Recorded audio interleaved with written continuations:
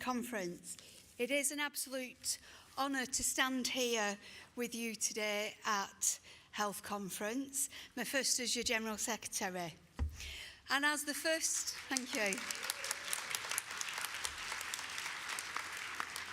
And as the first lay member to lead our union, the first time in our history. And I don't come to this role from an official's desk.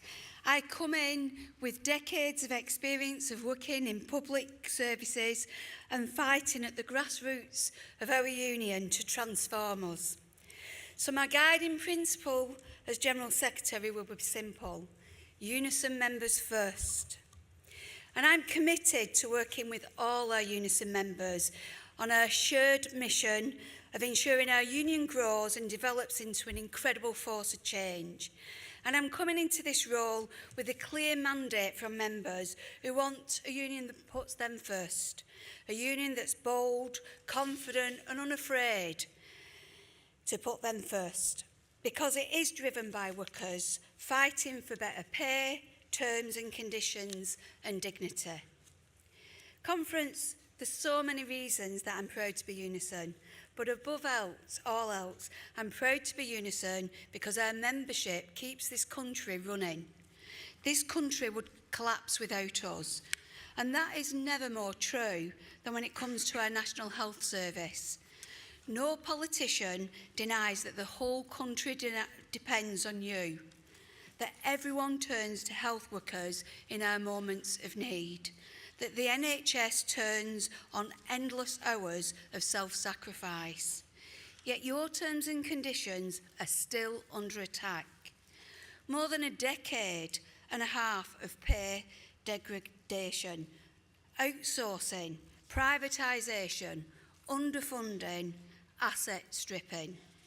You don't need me to tell you that because you live it.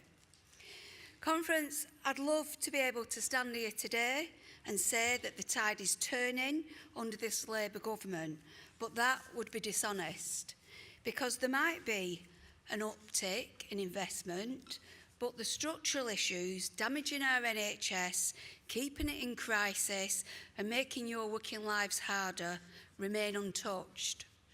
Let's be clear, degraded pay is one of those issues. And it's not just about your pay packets, it's more fundamental than that. Staff are a health service, and so to invest in you is to invest in the NHS. So the notion that we can restore our healthcare system without restoring your pay is nonsense. And that's why we have been unequivocal with the government. 3.3% is simply not good enough. And the government might pretend it's enough by using an anti-worker measure of inflation, a measure that excludes housing costs, rail fares, student loan repayments, phone and internet connections, and all the things which squeeze your finances to the brink. And add to that the biggest energy shock in history, a whole new dimension of a cost of living crisis, the war on Iran. And we're offered less than the bare minimum. Let's be frank, Conference, it's insulting. We're fed up with politicians paying lip service while failing to deliver on a proper day's pay.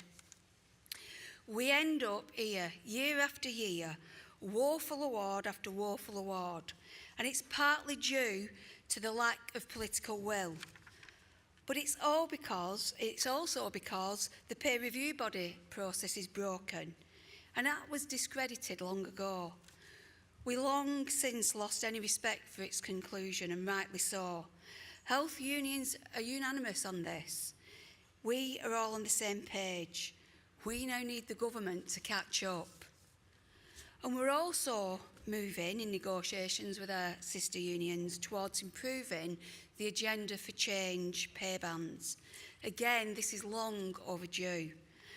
And all this comes at a time bringing us together in our Pay Up for NHS Staff campaign, which is underpinned and given force by your organising in the workplace, demanding a proper pay rise that meets the cost of living and ensuring private contractors meet agenda for change rates. Conference, let's be clear. A united message to the government from UNISON Health Conference should be: start treating NHS staff with the respect that they deserve. And that means restoring pay.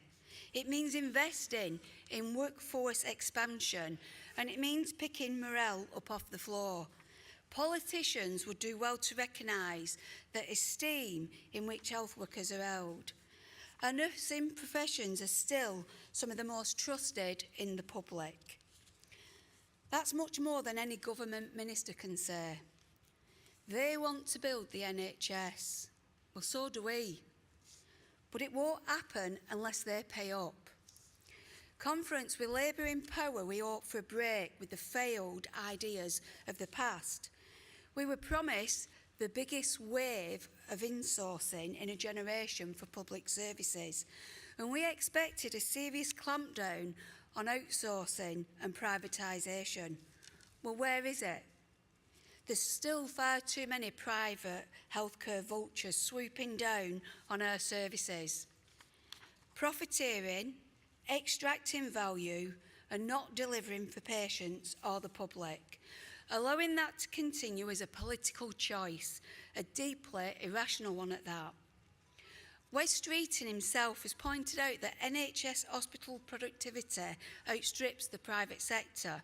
So let's stop pretending private healthcare grifters have anything to teach our NHS staff.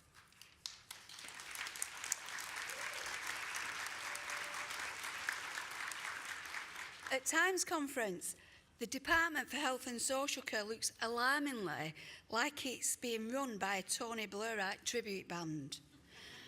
You know, from the 10-year plan reinstating by the back door the discredited pro-market dogma that's already done so much damage, to the encouragement of private investment to fund new neighbourhood health centres across England.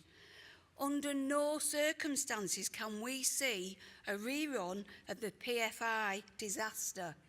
The outfall from which many of our branches are still dealing with, decades on. So UNISON's message for the Health Secretary is this: our NHS can be only rebuilt on the foundation stone of its socialist first principles, not by harking back to the failed corrupt schemes of the mid-2000s. We need a renationalised healthcare service by and for the public. Now, Conference, you must all be as tired as I am of hearing about efficiencies and reform. How many more crumbling buildings and patients in corridors do we need to see before politicians stop spreading myths about inefficiencies and start getting serious about investment? We are constantly told by supporters of the government that the spending cuts are over. Well, that have been news to many of our UNISON members, because our research shows that more than 20,000 NHS jobs are at risk across England over the next couple of years. Thousands of hard-working staff, our members, facing the loss of their jobs because so many trusts are still in deficit thanks to underfunding. We need the damage done to our NHS by austerity to be proactively repaired. Otherwise, the rot will deepen. Ministers are keen to avoid the blindingly obvious to deny it. So let's just state it for them. There is no substitute for massive new public investment in our NHS. In existing staff, in expanding the workforce in all our healthcare infrastructure, the government claims there's just not enough money.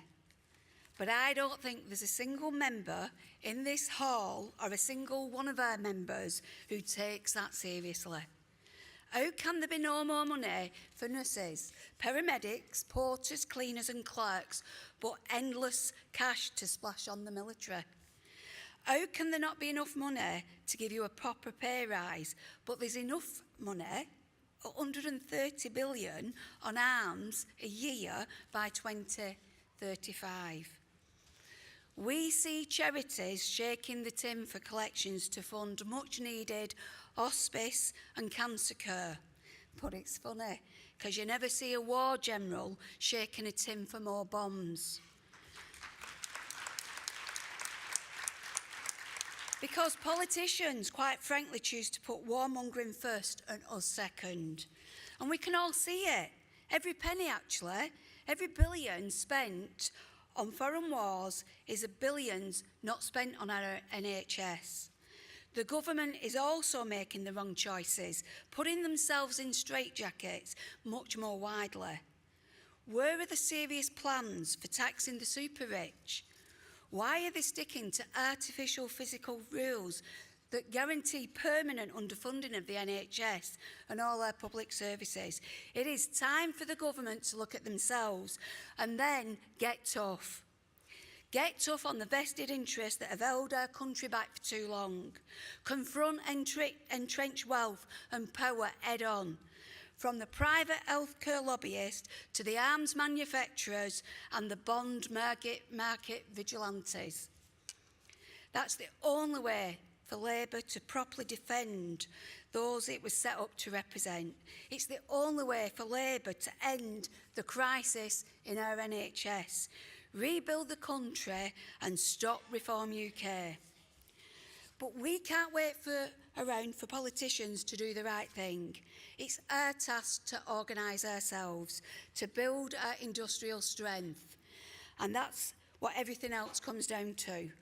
So I do want to pay tribute to all the health workers, all the UNISON members who've taken industrial action recently. Give yourselves a massive round of applause.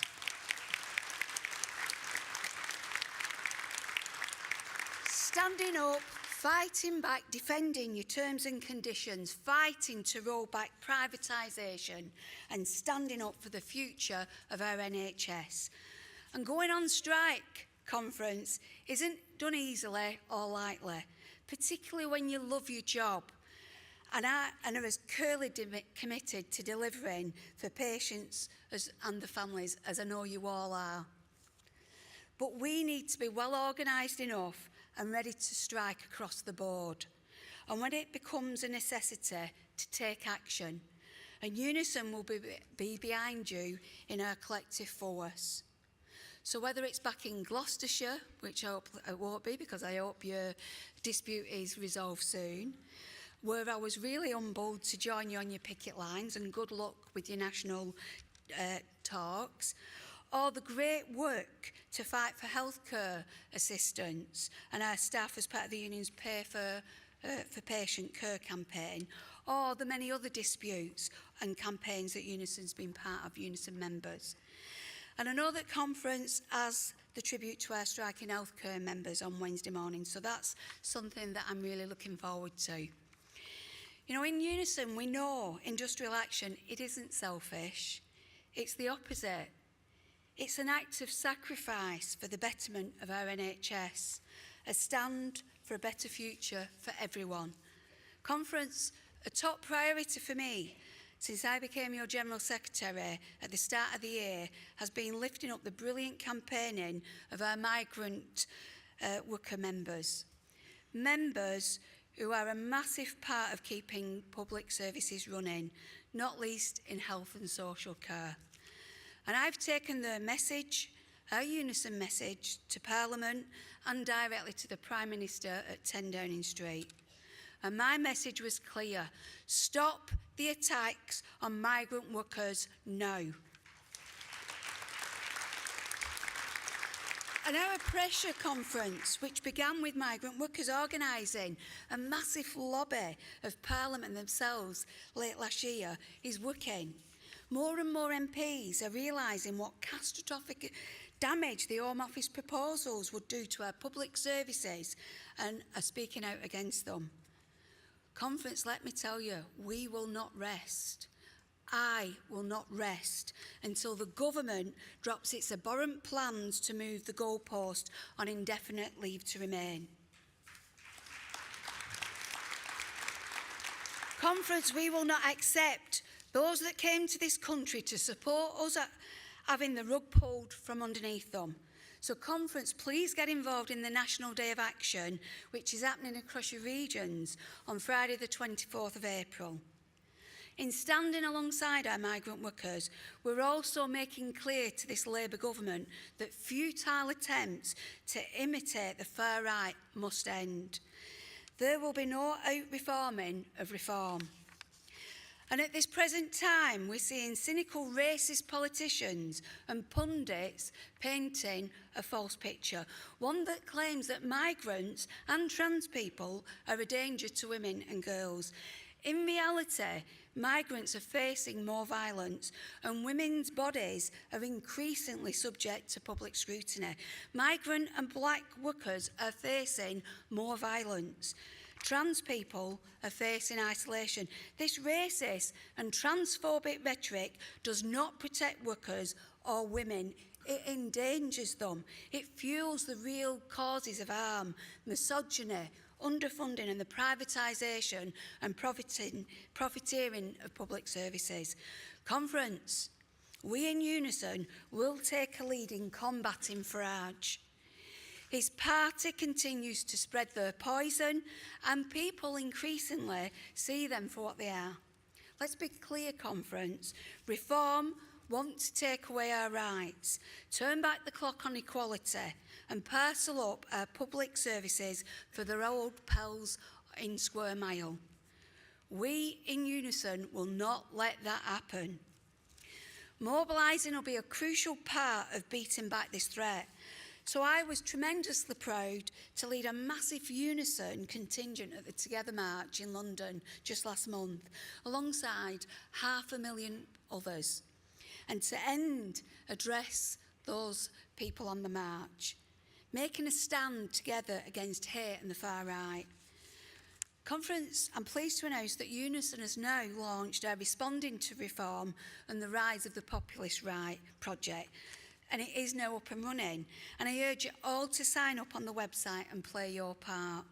And please note that we do have a fringe tomorrow at 1 o'clock to 1:45, and that's in the Pentland Suite. I'm also proud of our union that it's taken a firm stand against the criminal US-Israel war on Iran, which has included more than 23 attacks on healthcare facilities in a matter of weeks. The government says this isn't Britain's war. But if that is true, then why have American jets bombing Iran been taken off from our military bases? Let's be clear. There shouldn't be a shade of British involvement in this horrifying aggression. In this union, I know we'll continue to oppose militarisation and war because we believe in freedom, dignity and well-being of everybody, everywhere. These are the principles of our work. They're the principles of UNISON. And I want to acknowledge the work of our comrades in Scotland, continuing to lead the campaign of solidarity with public service workers, but in particular healthcare workers in Ukraine, who carry on every day in the face of Russian aggression. And I want to acknowledge the Palestinian healthcare workers, almost 2,000 of them who've been killed in Israel's genocide. Medical Aid for Palestine estimated last year that 3 healthcare workers are being murdered by Israel in Gaza every single day. Conference, if you do get an opportunity, please find a showing of a film that came out late last year called The Mission. It's a real raw documentary capturing a British Iraq surgeon called Dr. Mohammed Tahir and about his humanitarian efforts in Gaza during the ongoing conflict. Filmed by medical colleagues using smuggled phones, it documents the brutal reality in the operating rooms, the collapsing infrastructure and the profound emotional tolls, highlighting the crisis as seen by medical professions in the continued genocide of the Palestinian people.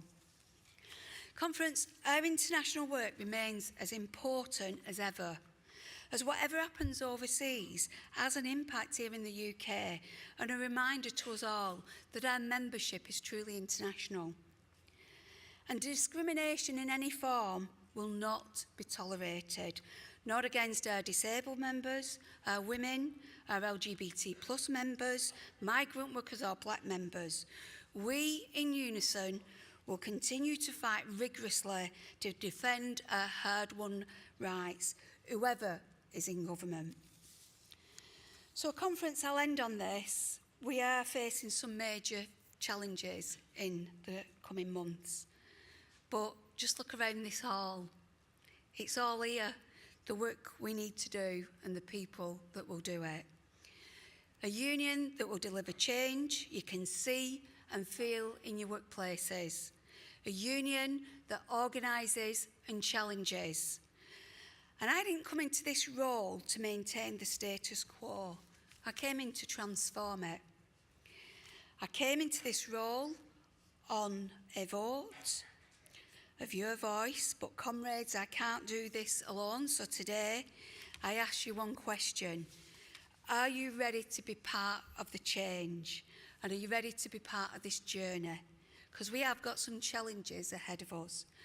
And this is a reminder that the union is me, but the union is you. The union is all of us. But I think together we can build a union that truly reflects the strength, the resilience and leadership of our movement. A union that fights hard for justice and a union that wins. Conference, I'm looking forward to listening to you in your debates over the coming days. Thank you for your time. Solidarity. Thank you.